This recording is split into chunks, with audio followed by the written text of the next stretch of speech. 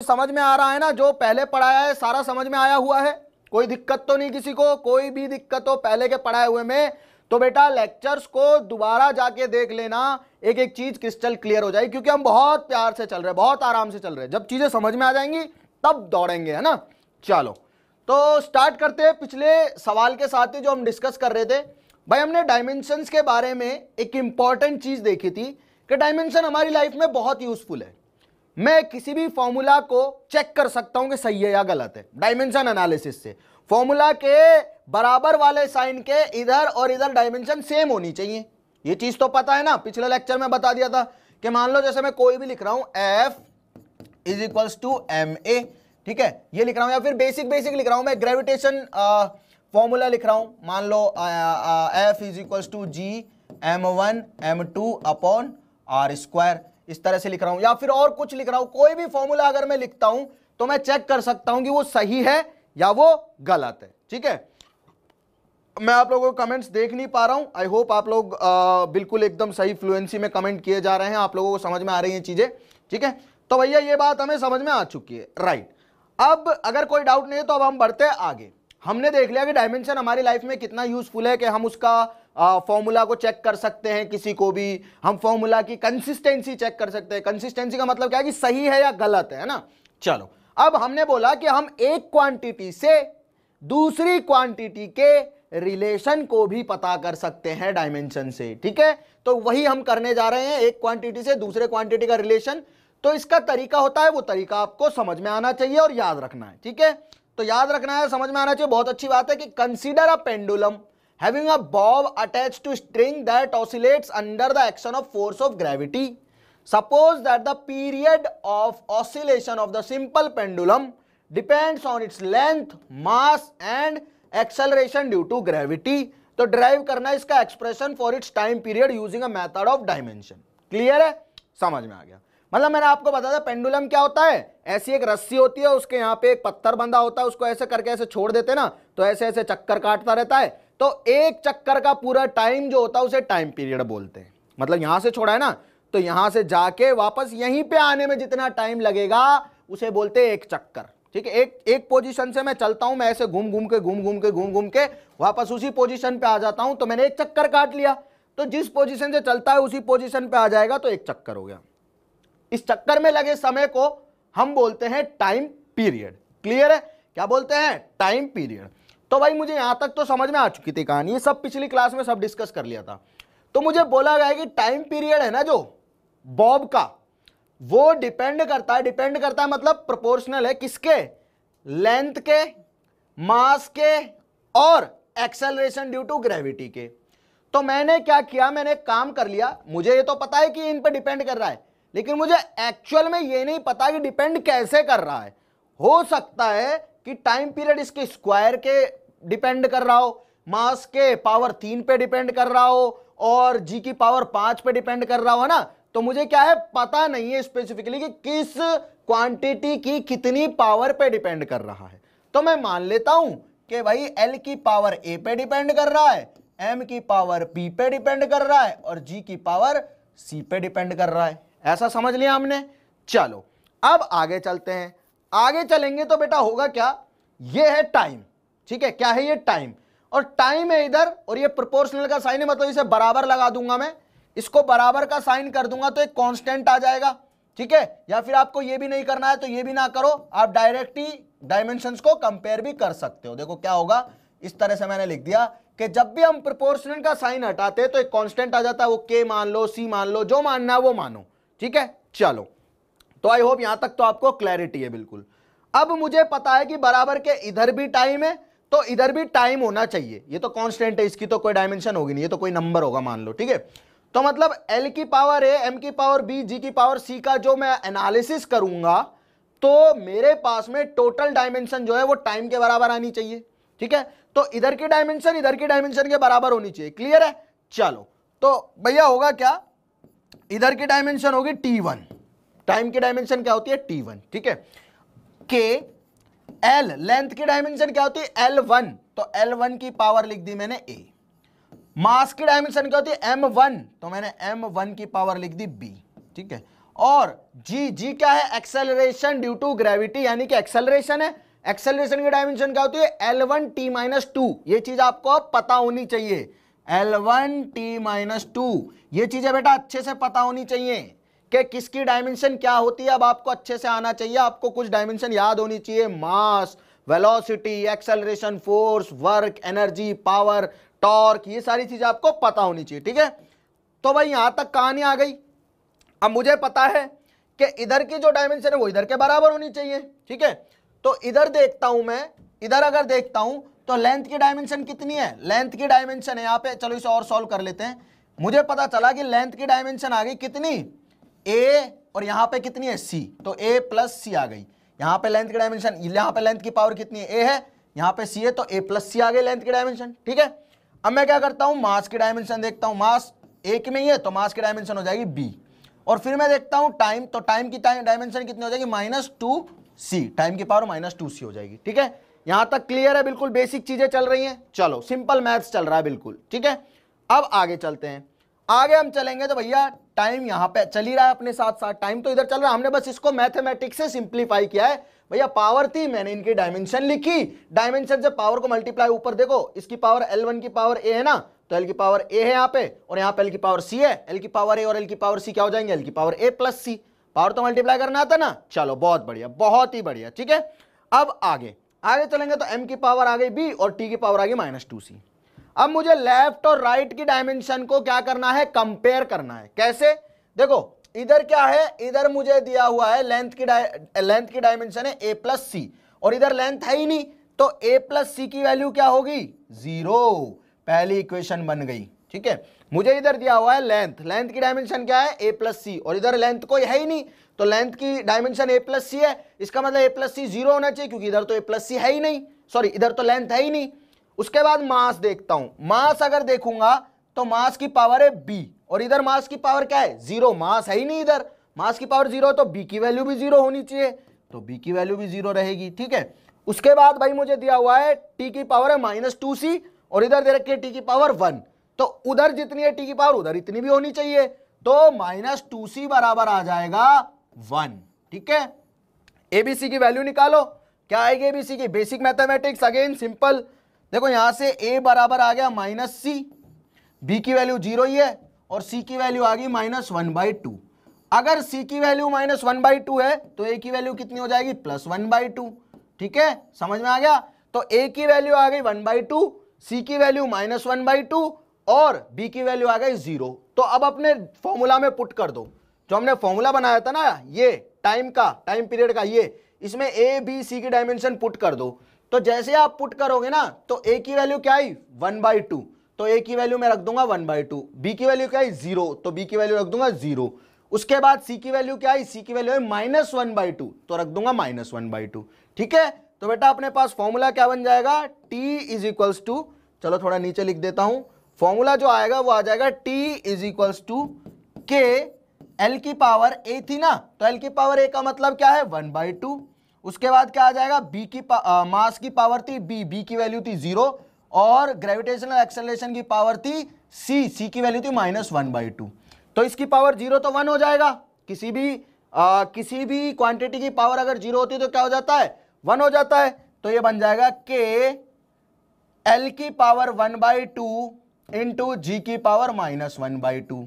अब देखो क्या होगा, इस -1/2 को नीचे ले जाऊंगा तो क्या हो जाएगा, l की पावर 1/2 रहेगा ऊपर, ये -1/2 नीचे जाएगा तो क्या हो जाएगा, +1/2, तो ये हो जाएगा g की पावर 1/2। अब किसी भी क्वांटिटी की पावर 1/2 होती है तो इसका मतलब क्या होता है कि अंडर रूट, पावर 1/2 का मतलब क्या है, रूट, अंडर रूट है ना, स्क्वायर रूट बोलते हैं जिसे हम।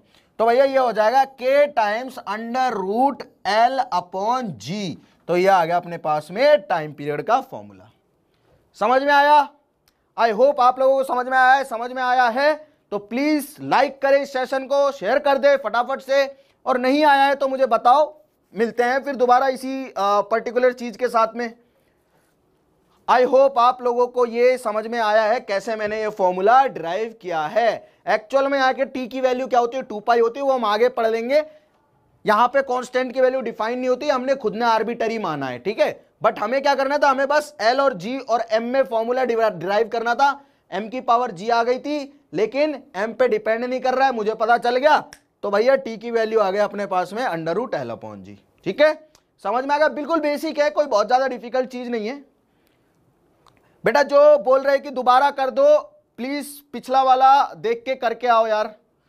चलो फिर से बता देता हूं, देखो काफी सारे बच्चों ने बोल दिया है तो फिर से बता देता हूं। देखो मुझे कोई भी फिजिकल क्वांटिटी दी होगी, ठीक है, मुझे कोई भी फिजिकल क्वांटिटी दी होगी, तो मैं क्या करूंगा, मुझे बोला जाएगा कि वो किसी डिफरेंट फिजिकल क्वांटिटी पे डिपेंडेंट है। जैसे टाइम का दिया होता लेंथ, मास और ग्रेविटेशनल एक्सेलरेशन पे डिपेंडेंट है। ठीक है, तो मैंने क्या कर दिया, ठीक है भाई बना दिया, मास, लेंथ और ग्रेविटेशनल एक्सेलरेशन पे डिपेंडेंट है अपना टाइम पीरियड।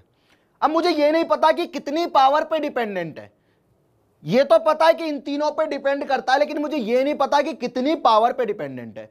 तो मैंने मान लिया एल की पावर ए पे, एम की पावर बी पे और जी की पावर सी पे डिपेंडेंट है। ये ए बी सी आ गए तो फॉर्मूला ही लिख दूंगा मैं पूरा का पूरा। ठीक है, चलो आगे चलते हैं भाई। अब मैंने क्या किया, मैंने इस साइन को हटाया, कांस्टेंट लगा दिया के, और कांस्टेंट की कोई डायमेंशन नहीं होती।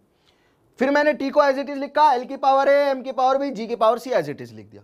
अगले स्टेप में क्या किया, मैंने इनकी डायमेंशंस लिख दी, क्योंकि यार बराबर के इधर अगर टाइम है तो इधर सारी क्वांटिटीज की डायमेंशन मिलके टाइम के बराबर होनी चाहिए। ठीक है, मिलके बराबर होनी चाहिए। चलो अच्छी बात है। के बेटा एक कांस्टेंट है जिसकी कोई डायमेंशन नहीं होती, प्रोपोर्शनलिटी साइन को हटाते ना तो बराबर आता है और बराबर के साथ में कांस्टेंट आता है। ठीक है, चलो जी, तो मैंने टी की पावर 1 लिख दी यहां पे, क्योंकि इधर की डायमेंशन इधर की डायमेंशन के बराबर होनी चाहिए। टी क्या है, टाइम पीरियड, टाइम की डायमेंशन क्या होती है, टी, तो टी की पावर 1 हो गई। लेंथ की डायमेंशन होती है L1, मास की डायमेंशन होती है M1, और ग्रेविटेशनल एक्सेलरेशन, ग्रेविटेशनल एक्सेलरेशन का मतलब क्या है, एक्सेलरेशन, एक्सेलरेशन की डायमेंशन होती है L1 T-2। ठीक है, क्लियर है। उसके आगे चलते हैं, ए पावर थी, बी पावर थी, सी पावर थी, एज इट इज लिखा। अब मैंने इनको कंपेयर करने के लिए लेंथ को एक साथ लिख लिया। देखो एल की पावर ए है और एल की पावर क्या है यहाँ पे, एल की पावर ए है यहाँ पे, और एल की पावर यहाँ पे क्या है, सी है। तो यार देखो L1 की पावर ए और L1 की पावर सी, तो एल की पावर ए प्लस सी हो गई। मास अकेला है तो पावर बी रही, और टी यहाँ पे -2c हो जाएगी पावर। ठीक है, -2 की पावर सी क्या होगी, -2c हो जाएगी पावर। ठीक है, चलो तो ऐसा हो गया। उसके बाद क्या किया मैंने, ऐसा लिखने के बाद मैंने कंपेयर कर दिया कि L अगर यहां पे a प्लस सी है पावर, तो इधर भी L की पावर a प्लस सी होनी चाहिए। मुझे देखा L की पावर यहां पे 0 है, तो L की पावर अगर इधर 0 है तो इधर भी 0 होनी चाहिए। कंपेयर कर रहा हूं ना, इधर जितनी पावर है उधर उतनी होनी चाहिए। इधर L है ही नहीं तो L की पावर 0, इसका मतलब a प्लस सी 0 के बराबर हो जाएगा।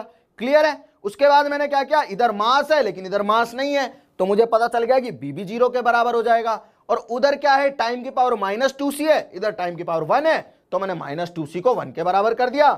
3 इक्वेशन थी, 3 वेरिएबल थे, तीनों की वैल्यू मेरे पास आ गई, और जैसे ही वैल्यू आई मैंने पुट कर दी। a की वैल्यू आई 1/2 और c की वैल्यू आई -1/2। जैसे ही 1/2 -1/2 को पुट किया, अपने पास में फॉर्मूला बन गया √L/G। ठीक है, तो मैं बोल सकता हूं कि टाइम पीरियड जो है, अब इस k को आप हटा सकते हो। जैसे आपने प्रोपोर्शन साइन लगाया था और k लगाया था ना, अब k को हटा के वापस से प्रोपोर्शन साइन लगा दो, तो t प्रोपोर्शनल टू √L/G ये बोल सकते हो आप। ठीक है, and this is my answer. आया, चमका चमका भाई, बताओ फटाफट, समझ में आ रहा है तो बताओ। a प्लस सी कहां से ले लिया, चलो देखो बताता हूं a प्लस सी कहां से ले लिया। देख L जो है ना, L इस L की पावर यहां पे a और L की पावर यहां पे c, तो L की पावर a और L की पावर c क्या है, मल्टीप्लिकेशन में है। L की पावर a और L की पावर c मल्टीप्लिकेशन में है, तो इसे लिख सकता हूं L की power a plus C. Basic mathematics से आ रही है तो समझ गए। तो L की पावर a, L की पावर c, तो L की पावर a प्लस सी लिख सकता हूं, तो लिख दिया मैंने L की पावर a प्लस सी। और इधर क्योंकि L है ही नहीं तो a प्लस सी को 0 के बराबर लिख दिया। आपको बस तरीका याद रखना है, सिर्फ और सिर्फ याद रखना है, बेसिक तरीका है बिल्कुल एकदम। चलो ये आ गया तो अपनी कहानी खत्म होती है। अब आ जाते हैं हम एरर्स पे। ठीक है, किस पे आ जाते हैं, एरर्स पे। हाँ मजा आ रहा है बेटे, मजा और आएगा भी, है ना, क्योंकि एरर क्या है, एरर हमारी लाइफ का बेसिक पार्ट है। एरर मतलब गलती, और गलती हम सब करते हैं, मैं भी करता हूं, आप भी करते हो, सब गलती करते हैं। तो हमें बहुत जरूरी हो जाता है अपनी गलतियों का क्या करना, आकलन करना, या फिर गलतियों को विजुलाइज करना, या फिर उसके बारे में सोचना समझना और उन्हें आगे जाके सही करना। हम हमेशा ये चाहते हैं कि बेटा गलती ना हो, और गलती हो जाती है, लेकिन हम हमेशा ये भी चाहते हैं गलती कम से कम हो, है ना। गलती ना हो ये तो इम्पॉसिबल है कि कोई आदमी है उससे गलती ना हो कभी भी, ये तो इम्पॉसिबल है। लेकिन ये जरूर होता है कि अगर गलती हो जाए तो कम से कम मात्रा में गलती हो, यानी कि हर आदमी चाहता है ये सबसे कम गलती करूं मैं, ठीक है। चलो अब आगे चलते हैं। अगर ऐसी बात है तो हमें पढ़ना है अपनी गलतियों को। क्या पढ़ना है हमें? एरर्स को पढ़ना है। और उससे पहले मैं आपको बताऊंगा छोटी छोटी चीजें, एक्यूरेसी और प्रिसीजन, ठीक है। एक्यूरेसी एंड प्रिसीजन क्या होता है ये मैं आपको पहले बताऊंगा, उसके बाद हम गलतियों पे आएंगे कि भैया हमारी गलतियां क्या होती हैं। हम क्या कर रहे हैं, हम देखो मेजर कर रहे हैं चीजों को। हम चैप्टर पढ़ रहे हैं मेजरमेंट, ठीक है। हम चैप्टर पढ़ रहे हैं यूनिट एंड डायमेंशंस। तो यार मेजरमेंट क्या होता है? मेजरमेंट का मतलब होता है किसी भी क्वांटिटी को मेजर करना, किसी भी क्वांटिटी को नापना, ठीक है। अगर मैं लेंथ मेजर कर रहा हूं, तो मैं इंच टेप से करूंगा। मान लो मैं अपनी लेंथ मेजर कर रहा हूं इंच टेप से, तो जरूरी थोड़ी कि मैं अपनी लेंथ को हमेशा करेक्ट मेजर करूं। हर बार मेरी लेंथ एक आधा इंच, 1 इंच, छोटा मोटा पौना इंच ऊपर नीचे आएगी, मतलब वो मेरी खुद की गलती से हो रहा है। ये रैंडम एरर्स होती है, मतलब मैं कुछ भी गलती करूंगा तो वो मुझे रिफ्लेक्ट होगी, नजर आएगी, ठीक है। अगर मैं मान लो टाइम मेजर करता हूं, आप मुझसे पूछोगे टाइम क्या हुआ है, तो मैं बोलूंगा बेटे 5:19 और 12 सेकंड हो गए। लेकिन जब तक आपने सुना तब तक तो 5:19 और 20 सेकंड हो चुके हैं। तो इसका मतलब क्या है, मैंने जो टाइम बताया वो गलत है, क्योंकि मेरे टाइम देखने में मेरे ब्रेन को टाइम लगा, सिग्नल एब्जॉर्ब, मैंने आंखों ने देखा टाइम को क्या देखा, आंखों ने देखा, आंखों ने ब्रेन को सिग्नल दिया कि भाई 5:19 12 सेकंड हो गए। तो ब्रेन ने टंग को सिग्नल दिया कि बोल भाई कि 5:19 और 12 सेकंड हो गए, तब मैंने बोला है। तो एक्चुअल में उस टाइम पे टाइम ज्यादा हो चुका था। तो इसी तरह की गलतियां हम डेली लाइफ में करते रहते हैं। अगर हम डेली लाइफ में ऐसी गलती करते रहेंगे तो भैया पढ़ना जरूरी हो जाता है कि हम कहां कहां और कितनी कितनी गलती करते हैं, मेजर करते टाइम किसी भी क्वांटिटी को, ठीक है। चलो आई होप आप लोगों को समझ में आ रहा है। अगर समझ में आ रहा है तो मुझे बताओ, आगे चलते हैं भाई। मुझे पढ़ाना है एक्यूरेसी एंड प्रिसीजन, ठीक है। ये क्या होते हैं? ये बहुत इंपॉर्टेंट चीजें हैं समझने के लिए। तो समझने की अगर मैं बात करूं तो इसे बेसिक चीज से ऐसे समझो, आप एक डायग्राम बना के दिखाता हूं, है ना, उस डायग्राम से आप समझ जाओगे। बचपन में आपने एक गेम खेला होगा या फिर नहीं खेला होगा, है ना। या फिर मान लो कि चलो ठीक है कोई दिक्कत नहीं है, अगर नहीं भी खेला है तो डरने की बात नहीं है। इस तरह का आपने इस तरह का एक छोटा सा अपने पास में स्पेस होता है, फिर एक और छोटा सा इस तरह का स्पेस होता है, ठीक है, फिर एक और छोटा सा इस तरह का स्पेस होता है। आपने ओलंपिक्स के गेम देखे? ओलंपिक्स के गेम देखे होंगे ना। ओलंपिक्स गेम में क्या होता है, देखो मैं बताता हूँ आप लोगों को। ओलंपिक्स के गेम में ऐसा होता है, चलो यार ये तो सही नहीं बना है तो इसे हाथ से बनाना पड़ेगा। ओलंपिक्स के गेम में क्या होता है, ओलंपिक्स के गेम में ऐसा होता है कि ना एक गेम होता है। उस गेम में हम लोग क्या करते हैं, उस गेम में ना हम लोग ऐसे छोटा सा तीर होता है ना, उस तीर को फेंकते हैं, ऐसे फेंकते हैं, फेंक के मारते हैं। अब वो जितना इस गोले के पास लगता है ना उतने ज्यादा पॉइंट मिलते हैं अपने तीरंदाज को। इस गोले के जितने ज्यादा पास लगेगा ना, जैसे कि देखो अगर बीच में लगा तो 10 नंबर, यहां पे लगा तो 9 नंबर, यहां पे लगा तो 8, यहां पे लगा तो 7 और यहां पे लगा 6। मोबाइल में भी आते हैं, बहुत सारे बच्चे खेलते हैं ना ये ऐसे वाला गेम, ठीक है। तो यार होता क्या है कि हम लोग क्या करते हैं, गेम में देखा होगा आपने ओलंपिक्स का कि ऐसे ऐसे फेंकते हैं। तो उसमें क्या होता है कि जितनी ज्यादा पास लगता है इसके, उसे क्या बोलते हैं हम, उसे ज्यादा नंबर मिलते हैं। अब एक्चुअल में हमें जो तीर लगाना है वो है ये जगह। कहां लगाना है? इस जगह पे, जो मैं ग्रीन कर रहा हूं ना, इस जगह पे तीर लगाना है तो मिलेंगे 10 नंबर। तो हमारा मोटिव क्या है, हमें तीर लगाना है इस जगह पे, ठीक है।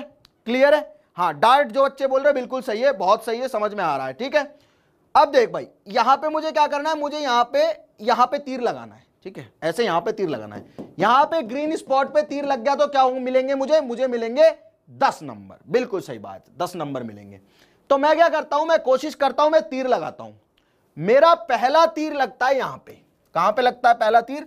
मान लो मेरा पहला तीर लगता है यहां पे, बहुत गंदा तीर लगता है, यहां पे लग जाता है, ऐसे जाके यहां लगता है पहला तीर, ठीक है। फिर मैं दूसरा तीर लगाता हूं, दूसरा तीर जो है मेरा वो यहां पे लगता है, तीसरा तीर जो है मेरा वो यहां पे लगता है, चौथा तीर जो है मेरा वो यहां पे लगता है। ठीक है, ऐसा हो गया। अब इसमें क्या है एक्चुअल में कि एक बार मेरा तीर क्या लगा, अपने टारगेट के पास में लगा, यानी कि जो मेरी डिजायर्ड वैल्यू उसके पास में आया, तो इस वैल्यू को मैं एक्यूरेट बोलूंगा। ठीक है, अब आगे सुनो। ठीक है, ये तो मुझे समझ में आ चुका है। ठीक है, अब मान के चल मैंने तीर लगाना स्टार्ट किए, मेरा पहला तीर लगा इधर, दूसरा तीर लगा इधर, तीसरा तीर लगा इधर और चौथा तीर लगा इधर। ठीक है, समझ में आ रहा है? मैंने क्या किया, मैंने ऐसे ऐसे फेंकने लग गया और मेरे 4 तीर फेंके, मैंने चारों तीर इधर जाके लग गए।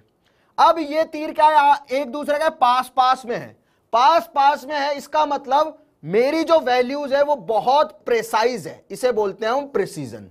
कि जो वैल्यूज होती है मेजरमेंट की वो एक दूसरे के बहुत पास होती है, उसे हम बोलते हैं प्रेसाइज। अगर यही वैल्यू मेरे टारगेट के पास होंगी उसे बोलूंगा एक्यूरेट। के भाई मैंने अगर मान लो तीर चलाना स्टार्ट किया और मेरे तीर यहां लगे, एक यहां लग गया, एक यहां लग गया, एक यहां लग गया, एक यहां लग गया। अब ये एक्यूरेट भी है और ये प्रेसाइज भी है, क्योंकि मेरे सारे के सारे तीर पास पास भी हैं और मेरे टारगेट के पास भी हैं।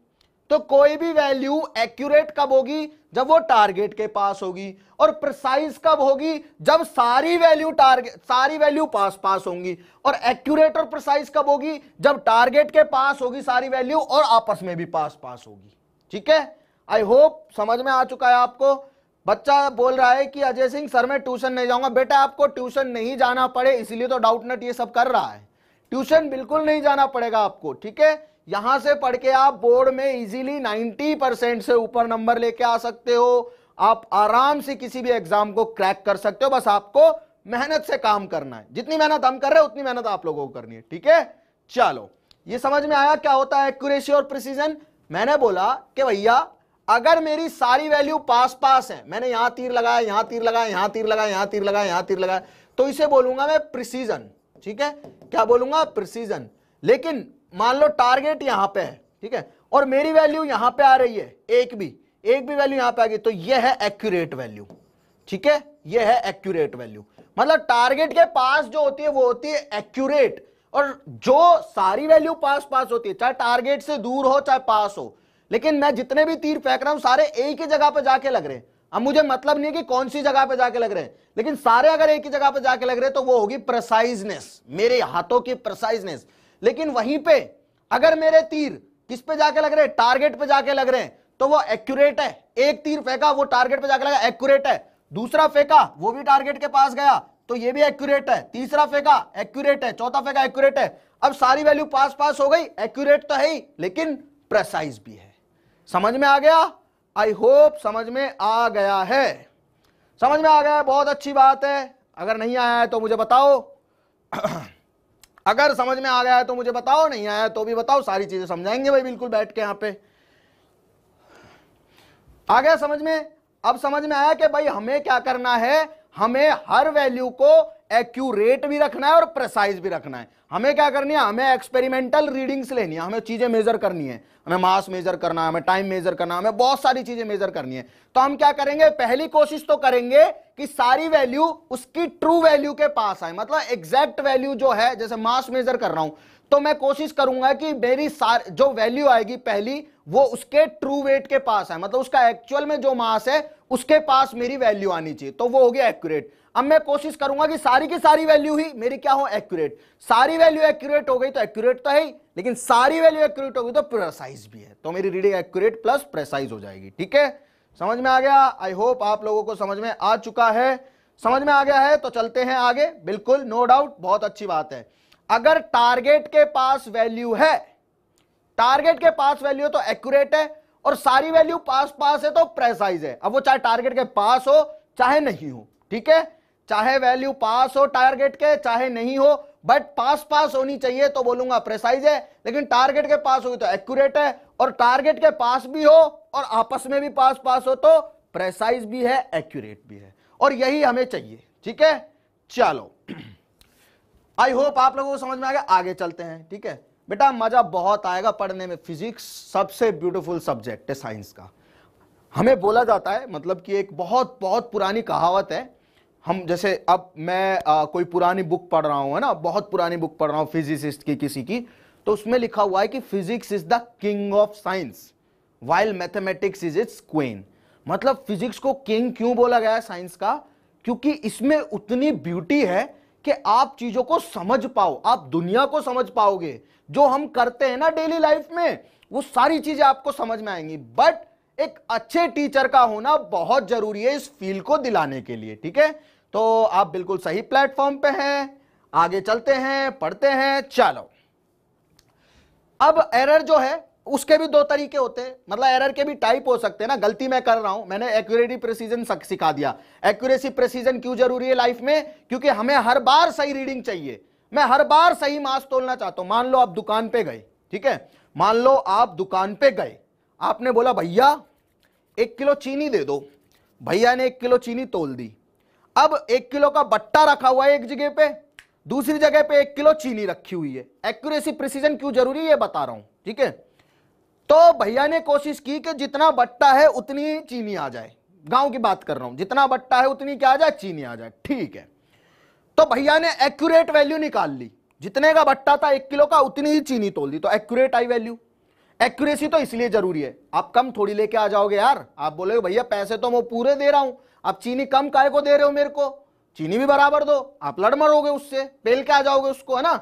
तो इसलिए आप क्या बोलोगे उसे, भैया चीनी बराबर चाहिए। तो एक्यूरेसी तो इसलिए जरूरी है कि एग्जैक्टली जितनी वैल्यू है उसके बराबर में ही मेरी वैल्यू होनी चाहिए, ठीक है? अब प्रेसिजन क्यों जरूरी है? मान लो 5 मिनट बाद भैया आपसे बोल दे, भैया ने कम चीनी तोल दिया आपको, 5 मिनट बाद भैया आपसे बोल दे अब तोल के देख, 5 मिनट बाद आप देखो कि यार आइला ये तो चीनी 1 किलो हो गई, अभी थोड़ी देर पहले तो 900 ग्राम थी, 100 ग्राम चीनी कैसे बढ़ गई? थोड़ी देर बाद भैया फिर बोले आपको कि अब दोबारा तोल के देख, तो भैया क्या होगा, आप तोलोगे दोबारा उसे, अब चीनी 1100 ग्राम हो गई, तो भैया उसमें 100 ग्राम और निकाल लेगा। तो मतलब हर बार जैसे भैया रीडिंग कर ले रहे हैं, जैसे भैया मेजर कर रहे हैं, वैसे वैसे चीनी का क्या होता जा रहा है, वेट बढ़ता जा रहा है। अपनी एक्यूरेट वैल्यू से चीनी की वैल्यू क्या होती जा रही है, दूर होती जा रही है। अगर वैल्यूज दूर होती जाएंगी तो प्रेसाइज नहीं है, तो इसलिए प्रेसिजन जरूरी है कि आप 100 बार चीनी तोलोगे, 100 बार उसका वेट 1 किलोग्राम आना चाहिए। इसीलिए लाइफ में एक्यूरेसी और प्रेसिजन बेटा बहुत जरूरी है। जो पढ़ रहे हैं वो जरूरी क्यों है, इसलिए जरूरी है। 1 किलो चीनी मिलेगी ये बात तो फैक्ट है, लेकिन हर बार तोलोगे तो 1 किलो मिलेगी ये बात भी जरूरी है। एक्यूरेसी के साथ प्रिसीजन क्यों जरूरी है, समझ में आ गया? चलो, मजा आ रहा है ना? बहुत बहुत ही सही, बहुत ही सही, बहुत सही।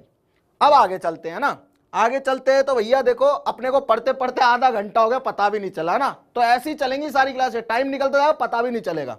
अब एरर के कुछ प्रकार होते हैं, सिस्टमैटिक एरर, रैंडम एरर, है ना? मतलब ये बहुत बेसिक सी चीज है, कोई बहुत ज्यादा तोप चीज नहीं है, ठीक है? तो यार सिस्टमैटिक एरर क्या होती है, मतलब एक सिस्टम से जो एरर होती है ना उसे बोलते हैं सिस्टमैटिक एरर। सिस्टम से एरर मतलब क्या होती है कि एक तरीका होता है एरर का, सिस्टम समझते हो ना, सिस्टम वो है, मतलब सिस्टम क्या होता है, एक तरीका होता है, तरीका, ठीक है? चलो उसके बाद आगे अगर मैं चलूं तो सिस्टमैटिक एरर बहुत तरीके से हो सकते हैं। कैसे कैसे हो सकते हैं? एक इंस्ट्रूमेंट एरर, मतलब मैं कोई चीज मेजर कर रहा हूं, हो सकता है उस इंस्ट्रूमेंट में गलती हो, तो मेरी तो रीडिंग गलत आ गई ना। मान लो आप चीनी लेने चले गए फिर से, भैया परेशान करने के, भैया फिर से चीनी दो, तो भैया ने क्या किया, 1 किलो चीनी दे तोलने लगे, लेकिन आपकी चीनी तो कम आ गई। तो आप बोलोगे भैया इतनी चीनी मैं लेके जाता हूं डेली, मुझे पता है ये तो कम है, लेकिन भैया की गलती नहीं है, भैया के तराजू में गलती आ गई इस बार। तो इंस्ट्रूमेंट एरर जो होती है वो क्या होती है कि जिस इंस्ट्रूमेंट से आप मेजर कर रहे हो चीजें वही गलती रीडिंग दे रहा है, तो इसमें आपकी गलती नहीं है, इसमें इंस्ट्रूमेंट की गलती है, लेकिन रीडिंग तो गलत आई, तो उसे बोलते हैं इंस्ट्रूमेंट एरर, ठीक है? चलो आगे अगर मैं चलूं तो आते imperfection in technique of measurement, ठीक है? मतलब कि मुझे चीनी तोलनी नहीं आती, लेकिन मैं जबरदस्ती में चैंपियन बन रहा हूं, मैं कह रहा हूं ला मैं तोलूंगा चीनी, तो मैं तोलने चला गया चीनी, मैंने चीनी तोलने की कोशिश करी, मुझे तोलनी नहीं आती, मैं चीनी फैला रहा हूं इधर उधर ये वो, ठीक है? मैं पता नहीं चीनी में पानी डाल दिया तो वेट बढ़ जाएगा ना अपने आप इस तरह से। तो मैं कह रहा हूं भाई मतलब मुझे चीनी तोलनी नहीं आती, जो रीडिंग ले रहा है उसे रीडिंग लेनी नहीं आती, तो रीडिंग गलत ही आएगी ना।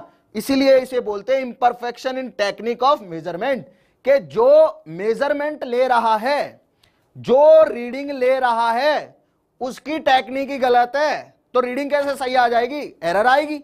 ठीक है जी, ये भी बात समझ में आ गई। फिर होती है पर्सनल एरर। पर्सनल एरर क्या होती है, आदमी खुद से गलती करे, ठीक है, एक तो उसकी टेक्निक गलत हो, एक खुद से जान के वो गलती कर रहा है, फिर खुद से गलती हो रही है, ठीक है, तो वो हो गई अपनी पर्सनल एरर। और इसी तरह होती है रैंडम एरर, यानी कि इसका कोई पता नहीं होता, कभी भी कहीं से आ जाती है। जैसे मान लो गर्मी तेज पड़ रही तो बर्फ पिघल गई, अब आदमी बर्फ तोल रहा है, बर्फ तोलते तोलते गर्मी एकदम से ज्यादा हो गई, हीटर चल गया कमरे का, तो बर्फ पिघल जाएगी। समझ रहे हो ना, इसी तरह से, ठीक है। तो ये हो गया अपने पास में रैंडम एरर। बिल्कुल बेसिक चीज है, इसको कोई ध्यान देने वाली बात नहीं है, ये कभी पूछा भी नहीं जाता, बस नाम पता होना चाहिए कि क्या क्या होता है क्या क्या नहीं होता है, ठीक है। चलो आगे चलते हैं। आगे अगर चलूं मैं तो एरर का अब हमें पढ़ना है कि एरर के टाइप कितने होते हैं, जो मैं फिजिक्स में पढ़ूंगा। क्या पढ़ना है मुझे, फिजिक्स में एरर कितने टाइप की होती है, जो मेरे सिलेबस में है, जिसको मुझे पढ़ना है, ठीक है। आ जाओ भाई, प्यार से समझते हैं। टाइप्स ऑफ एरर, ठीक है, टाइप्स ऑफ एरर बोल देता हूं, या मैं सिंपली ऐसे बोल देता हूं कि एरर्स जो है उसे कैसे कैसे मैं निकालूंगा। तो पहले तो देख, एरर के लिए तू एक डायग्राम याद रख, ठीक है। एरर जो होती है वो क्या है, वो ऐसा है कि भैया एरर्स जो है वो पहली तो होगी एब्सोल्यूट, जो मैं फिजिक्स में यूज करूंगा, एब्सोल्यूट एरर, ठीक है। दूसरी जो एरर होगी वो एरर होगी मेरे पास में मीन एरर, ठीक है। कौन सी एरर, मीन एरर, ये नाम याद रखना। तीसरी होगी मेरे पास में रिलेटिव एरर, ठीक है। ये नाम समझ अभी, तो उसके बाद मैं कहानी समझाता हूं पूरी क्या है। कहानी समझ गए, समझो खेल खत्म। उसके बाद आएगा परसेंटेज एरर, परसेंटेज एरर, ठीक है। अब देख, समझ आ गए, ये जो एक लाइन लिखी है ना, इसमें एरर का पूरा खेल खत्म है। ये जो अपन ने एक लाइन लिखी है ना, इसमें एरर का अपना पूरा गेम ओवर है, ठीक है। समझ में आया यहां तक, ठीक है। आगे चलो, ठीक है। देख यार, एरर जो है वो होती क्या है, मैंने बता दिया कि गलती जो होती है मेजरमेंट में, उसे हम एरर बोल रहे हैं, ठीक है। अब एब्सोल्यूट से स्टार्ट करूंगा और तीनों को एक साथ डिराइव कर दूंगा। आपको कभी भी कहीं इधर उधर भटकने की जरूरत नहीं, ना कुछ याद करना है। एब्सोल्यूट से ड्राइव करूंगा और तीनों को एक साथ ड्राइव कर दूंगा। अब थोड़ा सा ध्यान देना बस, ठीक है, जो मैं करने जा रहा हूं। मान लो मैं लैब में चला गया, ठीक है। अब आप लैब में वेब में जाओगे। लैब में कौन सी लैब में, अब 11वीं 12वीं में लैब्स होती है फिजिक्स के ना, लैब में जाओगे। लैब में क्या होता है, लैब में ऐसा होता है कि भाई इंस्ट्रूमेंट रखे होते हैं और आपको रीडिंग लेनी होती है, ठीक है। तो आपने क्या किया, आपने रीडिंग ले ली। ऊपर की कहानी अभी ऊपर है, अभी आऊंगा ऊपर दोबारा से। आपने रीडिंग ले ली, मान लो कौन कौन सी, A1 पहली रीडिंग आई आपकी A1, दूसरी रीडिंग आई A2 और तीसरी reading I A3 and so on. आपने N रीडिंग ले ली, आखिरी रीडिंग आई आपकी AN, ठीक है। आपने क्या किया, आपने एक बेसिक काम किया, आपने भैया रीडिंग ले ली 5। मतलब मान लो मैं आपसे एक डंडे को नपवा रहा हूं। एक डंडा है, कोई नटखट बच्चा, उसकी सुताई करनी है मुझे। अब मैं बोल रहा हूं पहले इसे नाप कितना बड़ा है, तो उसे फिजिक्स आती नहीं, इसलिए सुताई हो रही है उसकी। तो वो क्या कर रहा है, नाप रहा है। उसने ले ली 5 रीडिंग, 1 2 3 4 5 या जितनी भी N रीडिंग ले ली मान लो, ठीक है। जितनी लेनी है वो समझो, ठीक है। मतलब जितनी भी ले रखी उतनी रीडिंग ले ली उसने, समझो, ठीक है। चलो, तो उसने इतनी रीडिंग ले ली, मतलब 3 मानो 4 मानो 5 मानो, N लिख दिया मैंने, मतलब कितनी भी रीडिंग वो ले सकता है, ठीक है जी। अब अगर उसने N रीडिंग ले ली है तो भैया ये तो उसकी ली हुई रीडिंग है और ये हर बार अलग अलग आ रही है। पहली बार आई A1, दूसरी बार आई A2, तीसरी बार आई A3 एंड आखिरी बार आई AN। मतलब इनको मैं नंबर से समझाना चाहूं तो मैं मान लेता हूं पहली बार रीडिंग आई 10 सेंटीमीटर, दूसरी बार आई 11 सेंटीमीटर, तीसरी बार आई फिर से 10 सेंटीमीटर, चौथी बार आई मान लो 11 सेंटीमीटर। मतलब वो नाप रहा है ना, तो कभी 10 आ रही है, कभी 11 आ रही है, कभी 10 आ रही है, कभी 11 आ रही है, हो जाती है भाई, ऐसे ही छोटा बड़ा होता रहता है हर बार, ठीक है। मैंने बोला आपको कि छोटी छोटी गलतियां होती रहती हैं। तो मतलब वो एरर, मैं डंडे को नपवा रहा हूं, वो रीडिंग ले जा रहा है, इंच टेप से नाप रहा है, ऐसे सेंटीमीटर में उसने नाप दिया। मान लो छोटा सा डंडा है, सेंटीमीटर तो इतना सा होता है ना, तो चलो कुछ भी नपवा रहा हूं मैं, लाइन नपवा रहा हूं कोई, है ना, ऐसा मान लो सेंटीमीटर भी बड़ा होता है तो डंडा ही नपवा रहा हूं, ठीक है। चलो, तो हुआ क्या भाई, मैंने यहां पे रीडिंग्स ले ली। अब एक्चुअल में उस डंडे की लंबाई होगी कितनी, ये कैसे पता चलेगा? उसके लिए मुझे उसकी मीन वैल्यू निकालनी पड़ेगी, या मैं बोलूं ट्रू वैल्यू। अब ट्रू वैल्यू क्या होती है? ट्रू वैल्यू का मतलब होती है सच्ची वैल्यू। सच्ची वैल्यू और झूठी वैल्यू क्या है, देखो समझो। मुझे चाहिए उसकी ट्रू वैल्यू, यानी कि ए मीन। ए मीन जो होता है इसे बोलते हैं हम ट्रू वैल्यू। ट्रू वैल्यू यानी कि मैं बोलूंगा कि तूने जितनी रीडिंग ली है ना इन सबको जोड़ ले, तो वो जोड़ लेगा भाई A1 plus A2 plus A3 up to AN। ठीक है, जोड़ ली सारी रीडिंग, डिवाइड कर दे इसको, जितनी रीडिंग ली है n से डिवाइड कर दिया, n रीडिंग ली है तो n से डिवाइड कर दिया। समझ में आया? मतलब क्या किया, मैंने उसे बोला कि तूने जितनी रीडिंग ली है पहले सबको जोड़ ले, ठीक है, सारी रीडिंग 11 10 11 10 सबको जोड़ ले और फिर डिवाइड कर दे जितने नंबर ऑफ रीडिंग लिए। जैसे यहां पे 4 दिख रहा है ना, 1 2 3 4, तो 10 11 10 11 लिखूंगा, डिवाइड कर दूंगा 4 से। जितनी रीडिंग लिए उनको जोड़ पहले, तो डिवाइडेड बाय कितने नंबर ऑफ टाइम्स लिए उसको डिवाइड कर दे। ठीक है, क्लियर है? चलो अब आगे चलते हैं। ठीक है, आगे मैं चला, ये आगे अपने पास में ट्रू वैल्यू, क्या आ गई? True value. इसे मैं AM बोल रहा हूं। AM का मतलब क्या है? AM है जो मैंने रीडिंग ली है उनका मीन, यानी कि उनका एवरेज या उनका औसत। मैं बोलूंगा कि तू यार कभी 10 नाप रहा है, कभी 11 नाप रहा है, कभी 10 नाप रहा है, कभी 11 नाप रहा है, एक काम कर, सबको जोड़ दे और जितने नंबर ऑफ रीडिंग ले उससे डिवाइड कर दे। ये एक्चुअल में वैल्यू आएगी जो होगी सही वैल्यू उस डंडे की। उस डंडे की सही लंबाई क्या होगी? सारी वैल्यू को जोड़ दे और जितनी बार तूने वैल्यू का मेजरमेंट किया है उससे डिवाइड कर दे, तेरे पास आ जाएगी ट्रू वैल्यू। ठीक है, आगे समझ में? चलो आगे अगर मैं चलूं तो भैया मुझे पता चल गया कि मीन वैल्यू आ गई, मतलब ट्रू वैल्यू आ गई, मतलब असली वैल्यू ये थी डंडे की।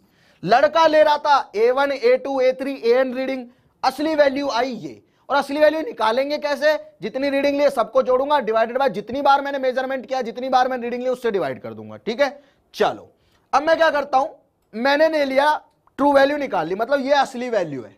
ठीक है, लेकिन लड़के की रीडिंग आ रही थी ये, फिर आई ये, फिर आई ये, फिर आई ये। इसका मतलब लड़के की हर रीडिंग में कुछ ना कुछ गड़बड़ी है। और गड़बड़ी कितनी है? गड़बड़ी है इसके और इसके डिफरेंस के बराबर। जैसे मान के चलो, अगर मैं बात करूं अपने केस में, तो लड़के की पहली रीडिंग आई 10, दूसरी रीडिंग आई 11, तीसरी रीडिंग आई 10, चौथी रीडिंग आई 11। इसे मैं डिवाइड करूंगा, कितनी बार रीडिंग ली? 1 2 3 4 4 से। तो कितना आ गया अपने पास में आंसर? देखो ये आ गया 11 और 11 22 और 10 और 10 20, तो आ गया 42 डिवाइडेड बाय 4। ठीक है, ऐसा ही आएगा। तो आ जाएगा अपने पास में 10.5। ठीक है, 10.5 आएगा, यानी कि उस डंडे की असली लंबाई थी 10.5।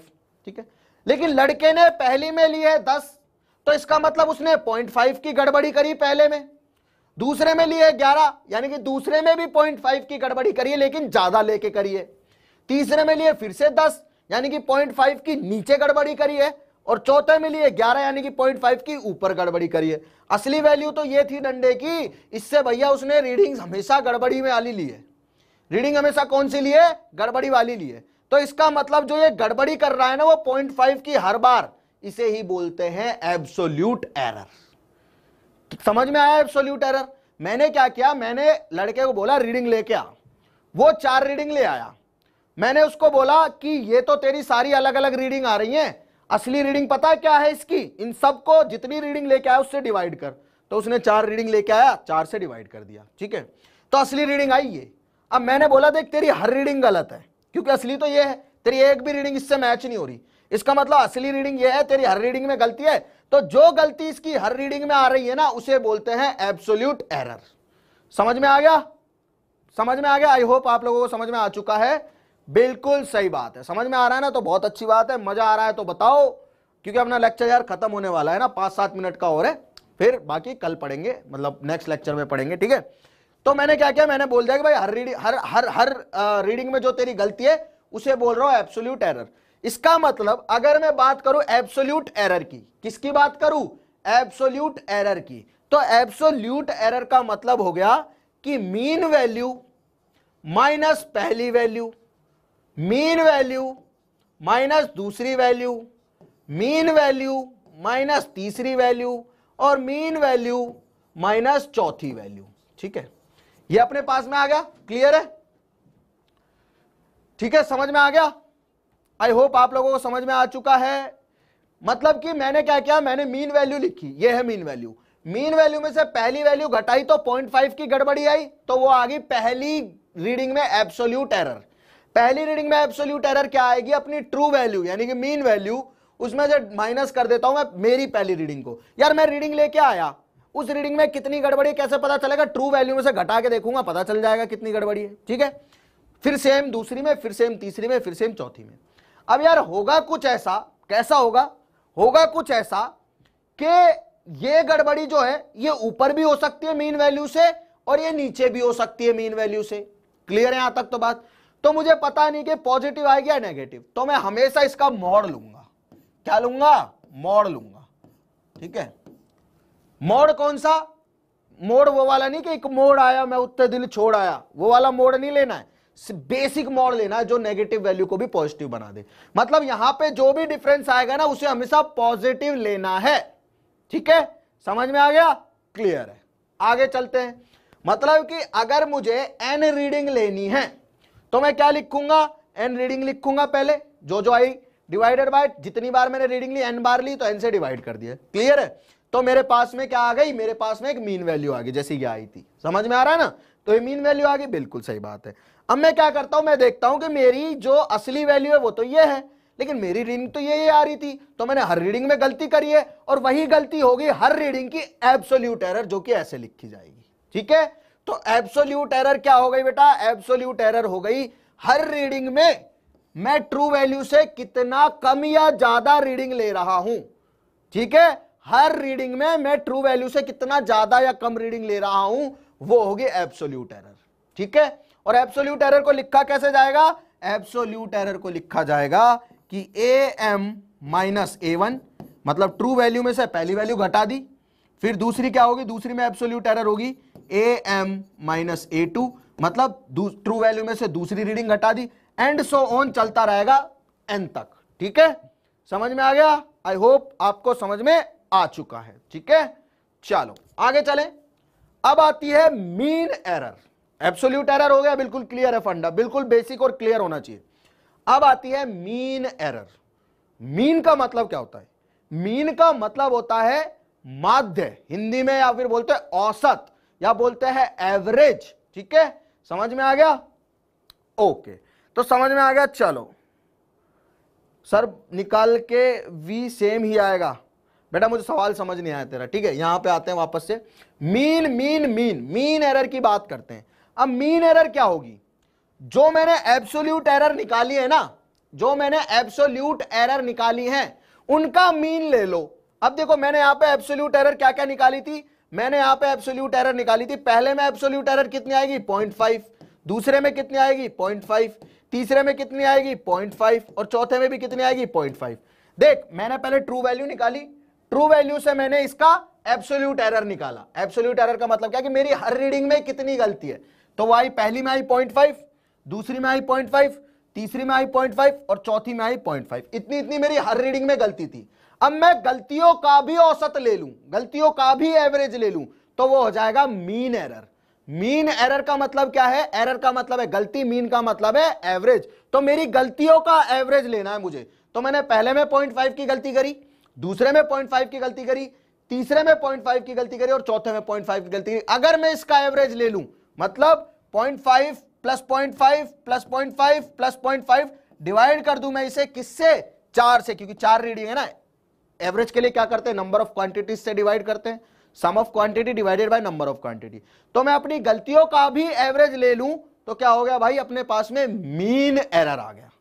ठीक है, क्या आ गया? मीन एरर आ गया। वैल्यू कुछ भी हो सकती है, इट कैन बी एनीथिंग। अगले लेक्चर में सवाल करेंगे तो समझ आ जाएगा, वैल्यू कुछ भी हो सकती है। ठीक है, तो मैंने गलतियों का क्या कर लिया? गलतियों को जोड़ लिया और उनका एवरेज ले लिया, तो मेरे पास क्या आ गई? मीन एरर आ गई। ठीक है, अब मैं एब्सोल्यूट एरर जो है मैं यहां से थोड़ा सा मिटा रहा हूं, ये एग्जांपल के लिए लिया था। अब यहां पे मैं कहानी लिखना चालू करूंगा। ठीक है, मैंने क्या किया? मैंने गलतियों का भी एवरेज ले लिया, और गलतियों का एवरेज ले लिया तो वो क्या बन गया? Mean error. तो अब कहानी ऐसी बनती है कि मैंने जो रीडिंग्स ली थी, इसे हटा रहा हूं, मैंने जो रीडिंग्स ली थी वो क्या क्या ली थी और मैंने कैसे कैसे ली थी। ठीक है, समझ में आ गया? तो बहुत अच्छी बात है। नहीं आया हो तो मुझे बता सकते हो। ये सारा मैं हटा रहा हूं अभी के लिए। ठीक है, क्योंकि मुझे अभी फिर से लिखना है ये सब कुछ। ठीक है, मैंने क्या किया? मैंने रीडिंग्स ली थी। कौन कौन सी रीडिंग ली थी? A1, A2, A3, A4 and so on. ठीक है, इस तरह से रीडिंग ली थी मैंने, A1, A2, A3, A4, AN, इस तरह से रीडिंग ली थी। ठीक है, अगर मैंने इस तरह से रीडिंग ली थी और मैंने इसको डिवाइड कर दिया तो पहली रीडिंग आ गई थी मेरी, ट्रू वैल्यू आ गई थी एम आ गई थी ना, तो मेरी पहली रीडिंग क्या थी A1, तो मेरी पहली रीडिंग में गलती आई थी A1 AM माइनस A1, ठीक है। दूसरी में आई थी AM माइनस A2, तीसरी रीडिंग में आई थी AM minus A3 and so on, nth reading में गलती आई थी AM माइनस AN, ठीक है, क्लियर है। अब मैं इसे बोल देता हूं डेल्टा A1, पहली रीडिंग में गलती, इसे बोल देता हूं डेल्टा A2, इसे बोल देता हूं डेल्टा A3 और इसे बोल देता हूं डेल्टा A4, क्लियर है। ये मेरी पहली रीडिंग में गलती थी, ये मेरी दूसरी रीडिंग में गलती थी, ये मेरी तीसरी रीडिंग में गलती थी और ये मेरी चौथी रीडिंग की गलती है। अब मैंने इन गलतियों का ही एवरेज ले लिया, यानी कि delta A1 plus delta A2 plus delta A3 and so on up to delta AN और इसे डिवाइड कर दिया नंबर ऑफ गलतियों से, तो क्या हो गया, मीन एरर आ गई, ठीक है। आई होप आप लोगों को समझ में आया है, मीन एरर समझ में आया। मैंने क्या किया, पहले मैं रीडिंग लेके आया, फिर मैंने उसका एवरेज निकाला तो मुझे पता चला ये है असली वैल्यू। फिर मैंने देखा यार मेरी रीडिंग तो कुछ और ही आ रही है, तो मैंने अपनी हर रीडिंग की गलती निकाली उस मीन वैल्यू के साथ, उस एवरेज के साथ में हर रीडिंग की गलती निकाली, हर रीडिंग की गलती निकाली तो मुझे delta A1 delta A2 delta A3 delta A4 मिल गया, ठीक है, ये चारों मिल गए। अब मैंने क्या किया, मेरे को ये चारों मिल गए, अब मुझे निकालना मीन एरर, तो मैं इसी से जाऊंगा, जो मेरी गलतियां आई है ना उन्हीं का मैंने एवरेज निकाल दिया, वो हो गया मीन एरर, ठीक है। तो इसे मैं क्या बोल रहा हूं, इस क्वांटिटी को बोलते हैं delta A mean. Delta A mean का मतलब क्या है, डेल्टा ए मीन का मतलब है कि भैया मेरी गलतियों का एवरेज, मैंने जो गलतियां करी है ना उनका एवरेज, यानी कि मीन एरर है, ठीक है, समझ में आ गया। चलो बेटा, जिस स्टेट बोर्ड की प्रिपरेशन कर रहा उसकी कर ले, यहां पे तैयारी ऐसी हो रही, चाहे तू यूपी में हो, चाहे तू बिहार में हो, चाहे तू राजस्थान में हो, चाहे तू झारखंड में हो, और चाहे तू किसी भी बोर्ड में पढ़ता हो, तेरा काम बिल्कुल सेट हो जाएगा एकदम, 90% तो ऐसे आएंगे, ऐसे ऐसे ऐसे, ठीक है। चल अब देख, मीन एरर हो गई यहां पे, अब मुझे रिलेटिव एरर निकालनी है, यहां तक सीख गया। अब मुझे रिलेटिव एरर निकालनी, रिलेटिव एरर क्या होती है, जब मीन एरर निकाल दिए ना तो बस इस मीन एरर को ट्रू वैल्यू से डिवाइड कर दे, यानी कि AM से डिवाइड कर दे, ये हो गई रिलेटिव एरर। और अगर तेरे को परसेंटेज एरर निकालनी है तो इस क्वांटिटी को, यानी कि ए मीन को किससे डिवाइड कर दे, इसी से डिवाइड कर, बस 100 से गुना कर दे, ये हो गई परसेंटेज एरर। एरर का खेल खत्म। समझ में आया भाई, समझ में आया भाई, समझ में आया तो बहुत अच्छी बात है, नहीं आया तो मुझे फिर से बताओ। मुझे कुछ नहीं करना है, मुझे यहां तक तो आना ही पड़ेगा। मुझे एब्सोल्यूट एरर निकालनी है, फिर एब्सोल्यूट एरर का मुझे मीन निकालना है, वो होगी मीन एरर या मीन एब्सोल्यूट एरर। इसे मीन एरर या मीन एब्सोल्यूट एरर भी बोलते हैं। कहीं पे मीन एरर लिखा मिलेगा, कहीं पे मीन एब्सोल्यूट एरर लिखा मिलेगा, ठीक है। अब मैंने क्या किया, यहां तक निकाल लिया ना, बस इसको ट्रू वैल्यू से डिवाइड कर दिया। ट्रू वैल्यू क्या थी, जो मैं रीडिंग लेके आया था उन सब का एवरेज, उससे डिवाइड कर दिया तो रिलेटिव एरर हो गई। और अगर इसे 100 से मल्टीप्लाई कर दूंगा तो परसेंटेज एरर हो जाएगी, ठीक है।